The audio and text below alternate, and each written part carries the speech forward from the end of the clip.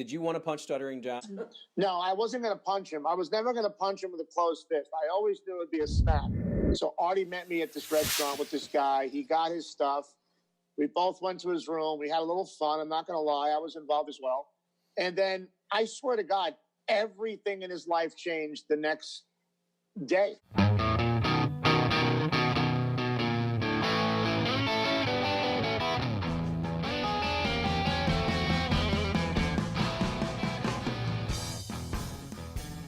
Hello and welcome to another edition of Here's the Pitch.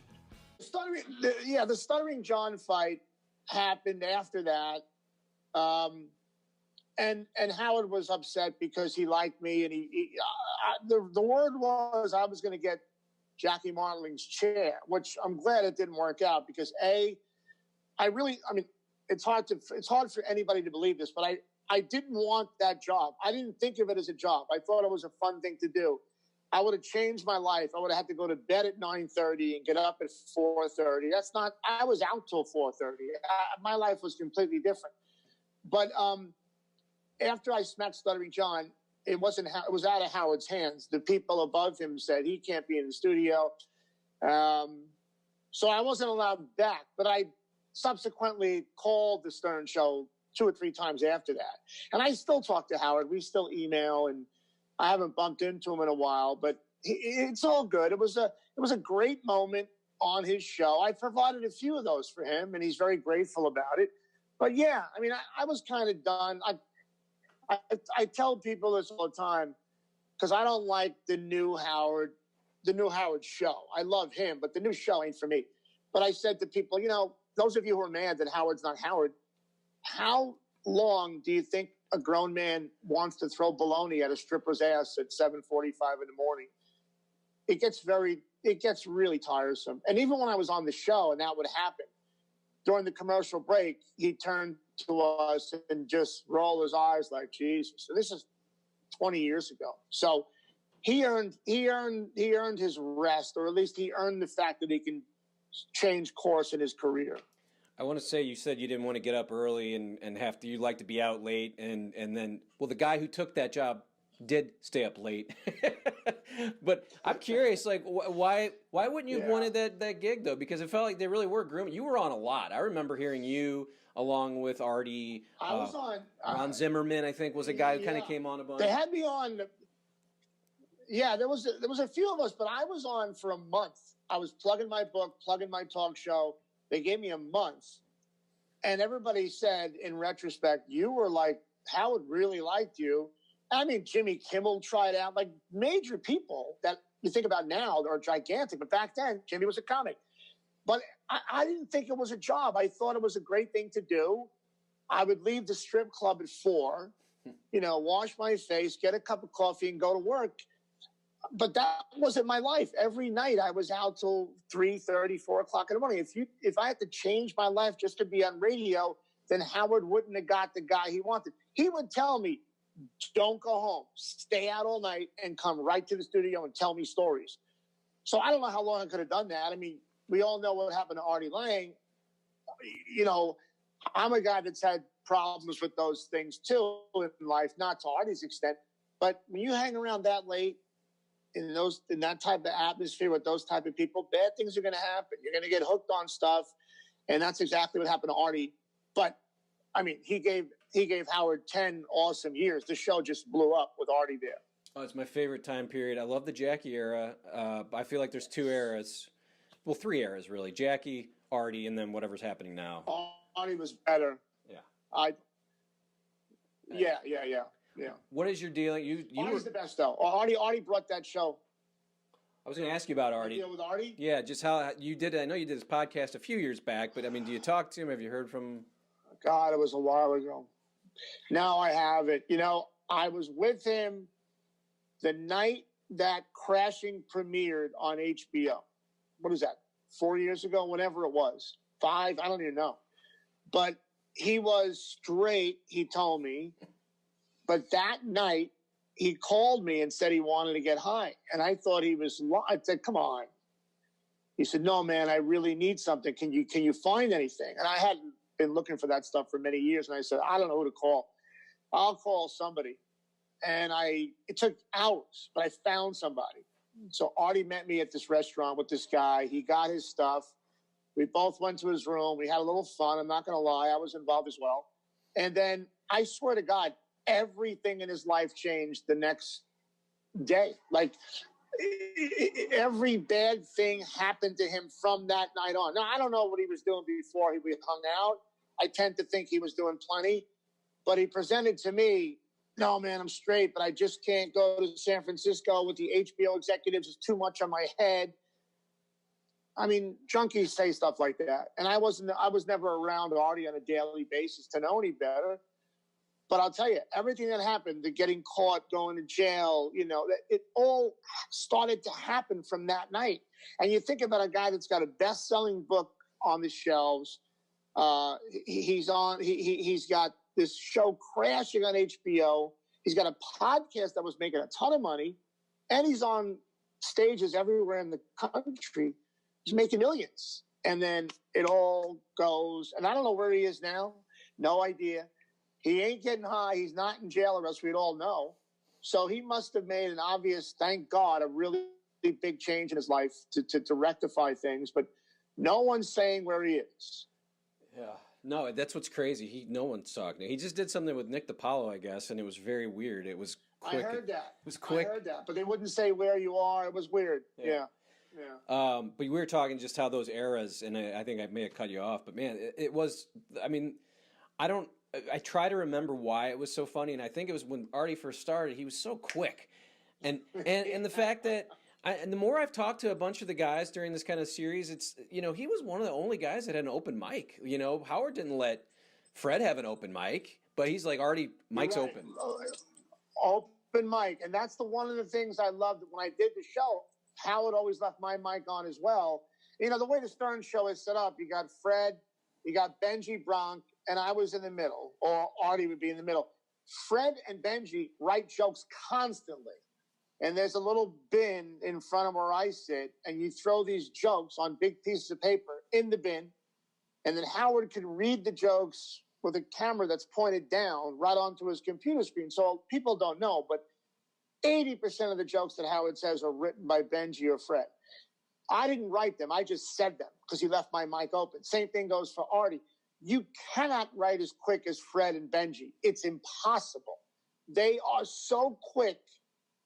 So I just spoke. But yeah, Artie was an open mic guy. And I don't think there was a better time there. And the thing about Artie, the really sad thing is, I think part of the reason why he went over the edge, especially after losing the Stern job, you know, Artie's dad died when he was young. He never got over that. And then Stern kind of abandons him, never talked to him again. So I think it's a question of Artie dealing with the two most important men in his life just leaving, you know? And maybe by now he's had a conversation with Howard. I know Howard said things in the press that must have made him feel a little better, because Howard didn't know how to treat it. He felt a little guilty. He had told me once, I felt guilty that maybe we were letting this guy get all effed up on air. You know, it was jokes, it was fun, but in retrospect, I didn't know what I was doing, letting him do that without insisting on him getting help. So Howard's got a little guilt, and when you're a Jewish guy from Long Island, it's a lot of guilt. So maybe they've spoken since then, but I know that's got to hurt Artie, and that's definitely one of the reasons why he spiraled out of control, I think. It was hard to watch, too, because there's a lot of bits where Fred was like, I don't know, he just seems out of it. And Howard's like, oh, he's just tired, you know? And that went on. And after a while, it got kind of annoying, but still funny, you know, the fact that it became a story for them. Guy was passed out. I mean, passed out in the chair. And then, you know, Howard's not an addict, so he doesn't know the behavior. Fred's not an addict. Robin's not. There weren't any people in the studio to understand those highs and lows of anger. That's an addict behavior. The lies about I couldn't come in, I went to the doctor, I had a cough, I had a urinary tract infection. Those are all lies that junkies tell because they want to get high. If you're late, it's because your dealer wasn't there on time. You know, if anybody in that studio had a problem with drugs, they would have picked up on Artie early. But by the time they figured it out, it was too late. Yeah, unfortunately, it was great radio for the audience. And It was great. you had I think it'd be awesome if I had a classic moment on the show. I will never forget your moment. Were you really? I mean, I'm sure you've been asked this a million times, but were you really ready to go out there to punch? I mean, did you want to punch Stuttering John, or were you like, I'm saying that on the radio, but I'm just going to go confront him? No, I wasn't going to punch him. I was never going to punch him with a closed fist. I always knew it would be a smack. And I still get this to this day. People say you japped him and you punched him. No, I didn't punch him. I'm a righty. I smacked him with my left hand around Gary's head, and Gary's teeth took most of the blow on my forearm. He screams, too. He goes, ah! Now I'm remembering it. He screams out. And Casey is standing there watching, and Ronnie, no one's doing anything. Well, the thing is, I said, I'm going to go out there and smack him. And once I got to the hallway, I was like, in the hallway, I thought, well, maybe I'll just talk to him. We'll hug it out or something. But then all the cameras were lit. And I said, oh, they want something. They want some TV. Okay, let's have some TV. So when I smacked him, all hell broke loose. Now, John and I would have fought. He's a big dude. He was coming at me. And Casey grabbed me, and I fell out of my sandals. So if you see in the hallway, I'm falling out of my sandals. I don't know if I fell or almost fell, but if Casey wasn't there, Gary would not have been able to hold John back. We would have had a fight in the hallway for real. That sucks. No doubt. That would have been great because you got let go for that. It would have been great. But I think the fact that was on video and then you had to come in and talk about it, and then he used the word Jap, and everyone's asking, what's Jap mean? We've never even heard of that. And Stuttering John's like, he japped me, he japped me like a Jap would do. It wasn't a jab. Listen, when you warn a guy on a radio show that big and tell him one more call, I'm going to come in there and smack you, that's not a jab. That's a complete fair warning. And as soon as he did it, he knew I was coming in, but he thought we'd just laugh it off. John and I are fine. And for years, I've done his podcast. I actually let him smack me back on air during his show a couple of years back. He didn't want to do it, but he finally did it. And he gave me a good shot. So we're even. So how does that day end for you? Does Tom come and tell you? Does Howard? Who tells you, all right, how do you know you're done? Well, Tom came in the studio and said, I can't have you here. We cannot have any violence. And this was way back in 2000 when workplace violence was not really talked about. Like, I don't know, it was kind of a new thing, I guess, for cavemen like me. But when I was with a girl, I went back to the hotel room, my shirt was ripped, and I said, I got to go back home to my sisters on Long Island because I wasn't living in New York anymore. So we split, and then Howard called me as soon as I got to my sister's house. He was like, hey, man, I feel so bad. It was fucking great. That was awesome. I just, I can't do anything about it because you put your hands on him. I said, don't worry, bro. It's fine. I did what I did. It's all good. It was solved in a couple of days. I just knew I wasn't going back, and I'd spent a month there. And, I got paid. Back then, they paid me $500 a week to show up. Was it $500 a week? It might have been more. It was good money to show up every day. It was a really fun gig. I never thought about it being a career. I just never thought that way.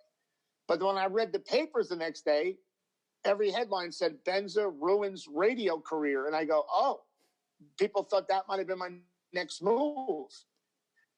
I didn't think that way. Might have been probably would have been the greatest thing that ever happened to me. But if I had done it, what happens to Artie Lange? The show would not have been as good with me there over Artie. No way. Yeah, no way. I hate to say it, but yes, that's true. But I will say, it would be awesome to be banned from... True, I know. You were banned from the greatest radio show of all time. And I don't know how many people they banned. I think maybe you're the only guy. Maybe High Pitch Eric, but... Maybe you're right. I mean, I did about 100 appearances, but I was banned from the building. And then I called 2 more times a couple of years later. But it's not my show anymore. I don't follow it. I like his celebrity interviews, but I don't follow the day-to-day nonsense. I don't know all these guys and the dramas they have. It's not my thing. Look, when that show was on in New York City and you walked down the street and people knew you, they heard you on the radio, they saw you walking down the street, they would yell your name out. It was a wonderful feeling. I don't think that'll ever happen again. It won't happen again with radio, but when you did Howard Stern, everybody in this city, cabbies, truck drivers, the cops. I've been stopped by cops in L.A., and they let me go because of Howard. Tell Howard I said hi. I mean, cops, firemen, construction guys, cabbies, they love Stern. Love him to this day. It's a great show, and yeah, I mean, he's obviously older and he can't do what he did now what he was doing back then. But I'm curious. I don't even know if you're the right person to ask this, but I always wondered this, and I wrote this down today because I'm like, maybe AJ knows. Mike Walker would come on every Friday with that game, the silly game. It seemed like nonsense to me, and I never understood. I assumed he was being paid, one, obviously, and then two, Howard just didn't want to be in the Inquirer. Is that what he's basically like? Hey, Mike, just stay the fuck away from me. If I'll have you on the show every week and promote you. Well, Mike would call in. It was a weird thing. I was on a few of those over the years.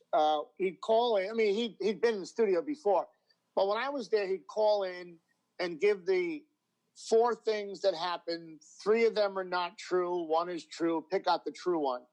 And I don't know why Howard liked it. I mean, I know Howard liked gossip because that's how he began to like me and my column. I don't know. It was back then, gossip, National Enquirer gossip was big because the OJ trial had happened, the Menendez brothers, Tanya Harding, Joey Buttafuoco. There was so many scandals that were going on that I wrote about. It was a tabloid wartime, so everything was really blown out of proportion. So when Mike showed up to give those tidbits, and the Enquirer was really big because they led the way during the OJ trial. They broke at least 50 stories during the OJ trial. People make fun of the Enquirer all the time, but they led the majority of newspapers in America with their own coverage. So got a knowledge out of that. And Howard liked it because people were reading the magazine. And not for nothing, we could all make fun of Mike Walker when he wasn't in the studio. We put the phone on mute and talk shit about him. And Howard liked that part of it too. And I think there was the one episode where Mike Walker farted while he was reading one of his gossip items, and the big thing was, is that a fart or not? And Mike had no idea we were talking about that. I mean, no idea. As he's telling his gossip item, we're screaming, laughing because we're convinced he farted during one of the reads. And then we brought it up, and he swore it wasn't a fart. Just stupid shit like that. But I would leave that place 9:45, 10 a.m. if you went late. My stomach would just hurt.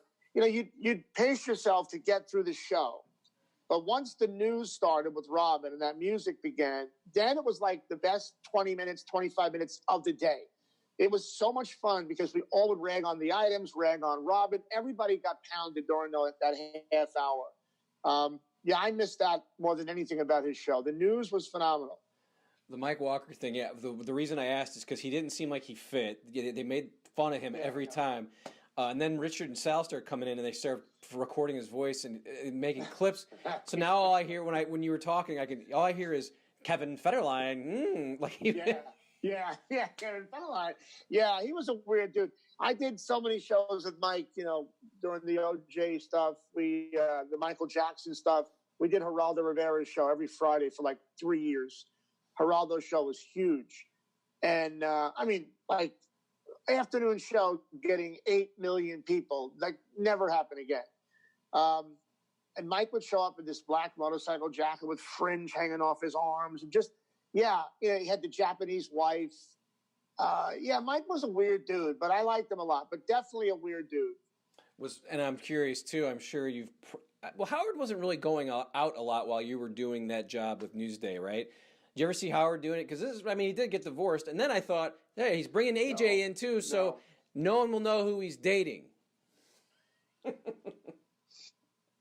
Well, that's a good point because I knew a lot of people he had been shacking up with, put it that way. And I got word to him a couple of times with some Playboy Playmates I know he was with, and that just boggled his mind. The fact that he knew that he had sex with this Playmate, Carrie Stevens, who I know for years. He just couldn't believe I knew that. And I threw another few names out there, and he was like, oh my God. But, so many years of Howard and Allison, of him being that husband who stayed home and wanted to get laid. Once before they were apart, he was living alone on Central Park. And during that era, that's when the pretty girls would start meeting him, and he would find them, and there'd be dates set up, very quietly that supposedly no one knew, but I would always know because girls talk, and I know friends of friends, and I would get the word to him, and I protected him. I never reported who he was fucking around with. So he always appreciated that. Yeah, I remember those days on the show. Ralph would call in, and he knew who it was, and it would just piss you off because you're like, just let's hear some names. Let's stop this bullshit where we don't. Angie Everhart was the only one who came in. He was too nervous. Yeah. Yeah, Angie was a big name that people knew, but Robin Givens, Amy Lynn Baxter, who he was always hot for. Oh God, I forget now. But Howard had a good handful of them, and I'm sure plenty more I don't know. He had a good time, and it was like, look, it was a rebirth of his because he never thought he'd have that life ever. If you remember when he was married to Allison, how many times you could hear him whenever a pretty girl sat in his lap or sat across. He was like dying to be with them. And then to have that freedom, he didn't want the public to know. He wanted to still act like that guy who was frustrated sexually. But he got over that. He had a good time for a while before his new wife. Yeah, well, I guess I'll ask because what do you think happened with that marriage? It was you get married young and then. Yeah, they met young, a typical Long Island couple, Queens couple, whatever. It's very difficult to keep that going. Look, they had 3 kids. His career becomes a rocket ship. It's so hard to be Allison or to be any woman that waits home while your man just becomes a rock star. I mean, it changes the whole dynamic of who you were as a couple. So it's unfortunate, but that happens in marriages. It happens in life when one person goes to the moon and the other person can't join him. But after he did all that, he had enough and he wanted to calm down. The last few shows I did, Beth was in studio. And I saw her come one of the first days she visited. He goes, yeah, my girlfriend's coming. And she walked in, very beautiful, very sweet, stayed in the corner, kept quiet.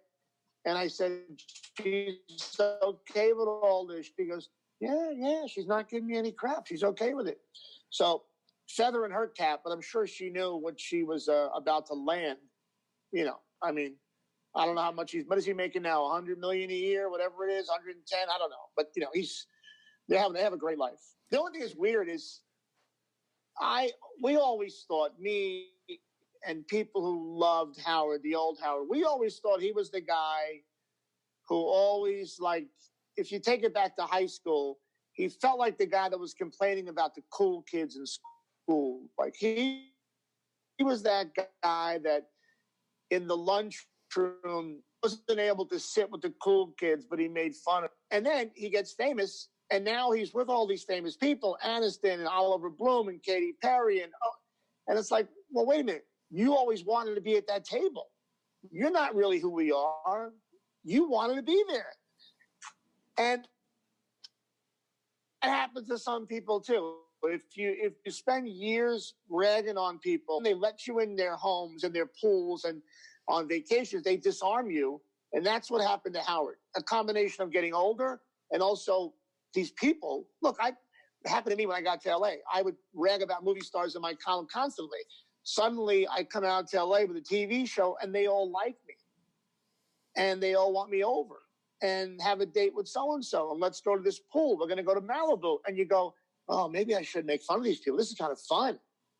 So that's what happened to him. He bought into it, and why not? They're all in the same tax bracket. Me, I knew I don't belong with these people. But Howard does. I mean, he's worked hard enough that he belongs in that bracket. And if he likes to hang out with Jimmy Kimmel's a great guy. Oliver Bloom, you couldn't pay me to hang out with him. But Jimmy Kimmel, I understand. The one guest that he had on where I'm like, oh, Jesus, like this is that jump the shark.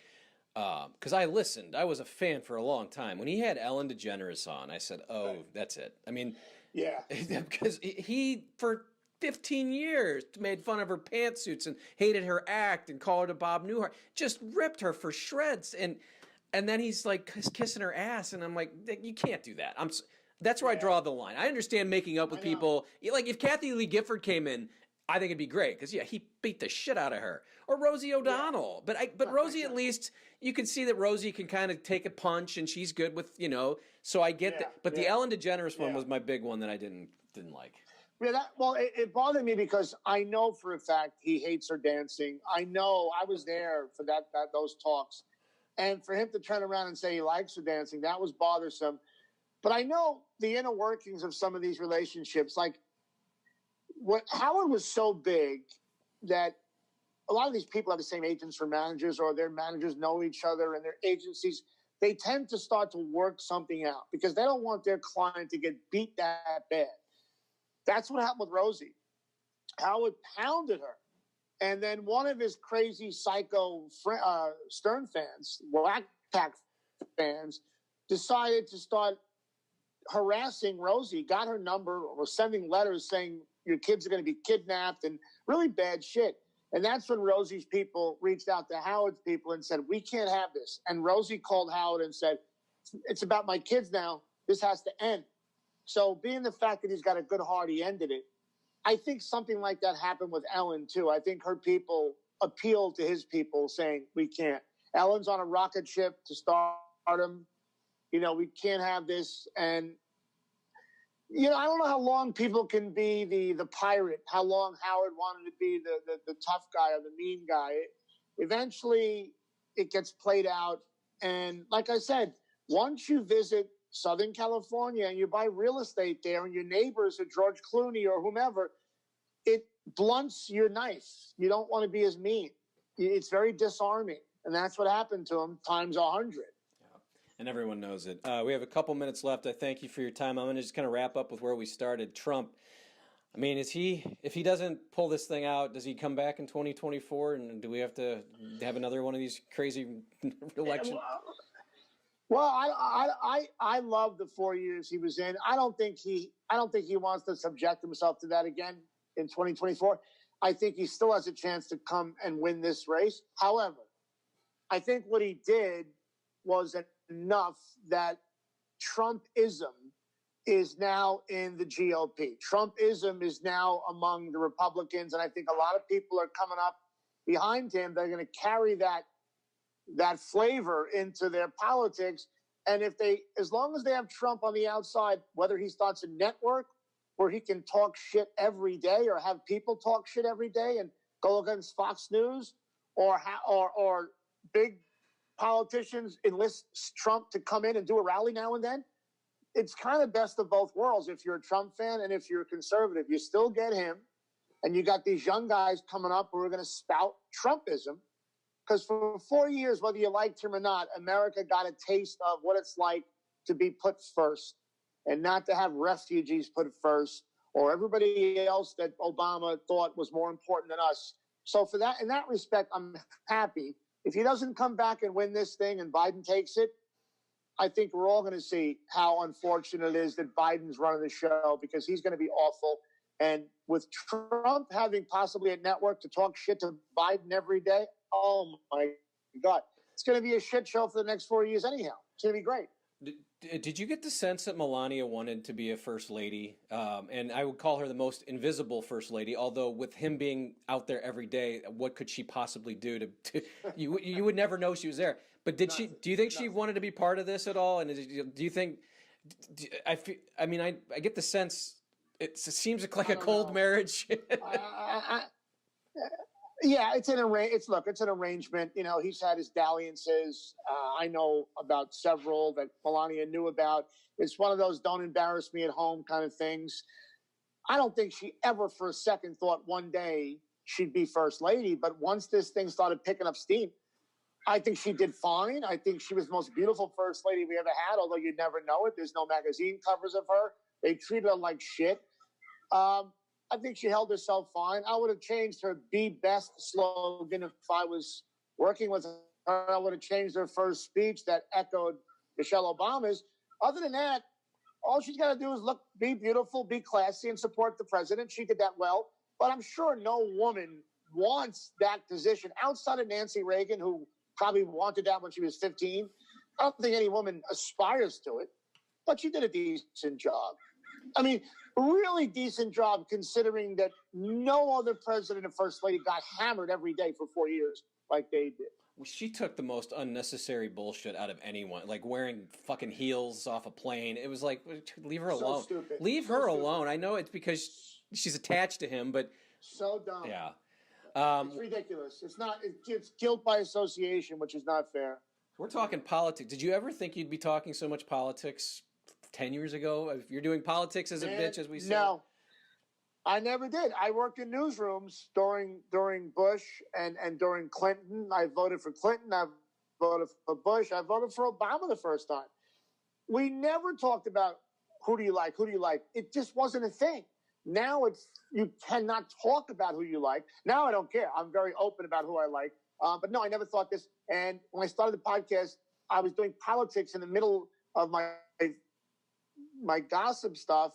And I had some fans tell me, keep that going. Other fans said, no, I just want Hollywood.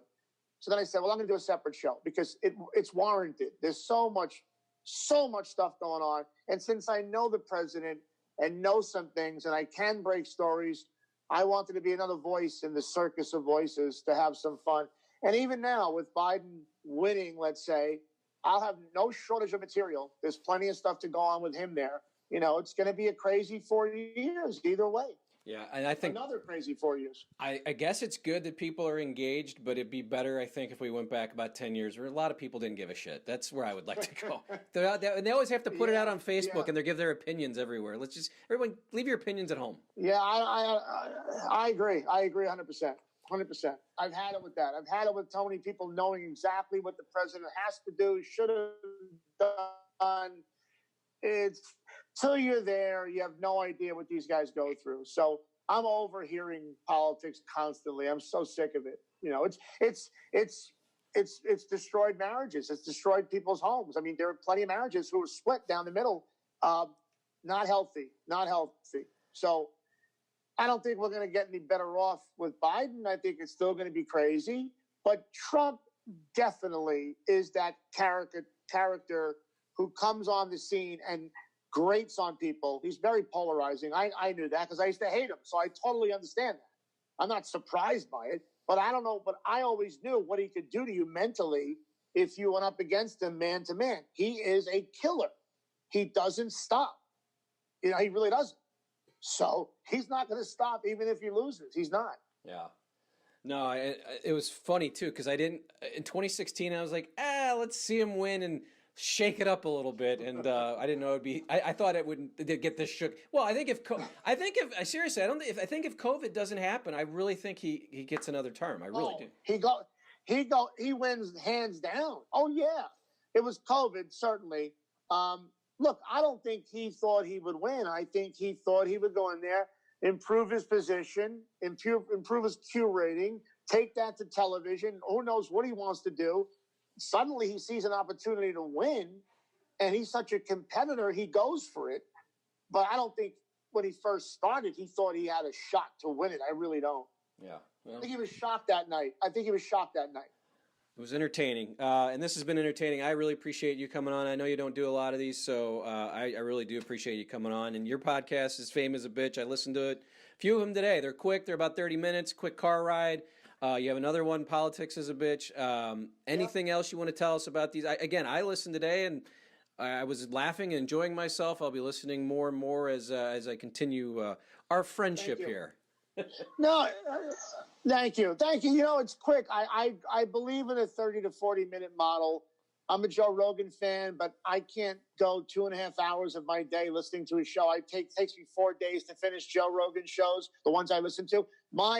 If you're into what I say, you pay $5 a month, and if you follow me every day, it's like you watch the same show. I bring things up that happened 2 days ago, 3 days ago, yesterday. So if you follow me, most people agree, like, once you're in the show and you're listening, you want to keep listening. Because and I have a lot of personal stories that other people I have a Forrest Gump type life where anything that happens, I can connect myself to people in a very strange way. Yeah, I'm sure it's still going. If people want to read, you have a few books out there on Amazon. Fame Ain't It a Bitch, 74 and Sunny.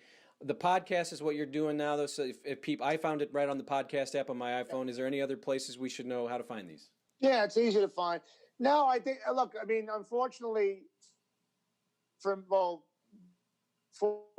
the Patreon is going well, but that's patreon.com/famous-a-bitch or /politics-is-a-bitch. I'm starting High Stakes Poker again, the TV show I did back in the mid-2000s that was on Game Show Network, which is great for poker fans. We're taping that next month. But right now, it's all about the podcast. That's my bread and butter. That's what I do every day, and that's all I care about. Well, hopefully Phil Hellmuth is a part of that. I'll get back and watch again because I was a huge fan. Yeah, I think he will be. Well, thank you, AJ. We thank brother. AJ for joining here on Here's the Pitch, and it's sponsored by Masses Restaurants. 5 locations, stlmasses.com. We thank you for watching. We'll see you next time.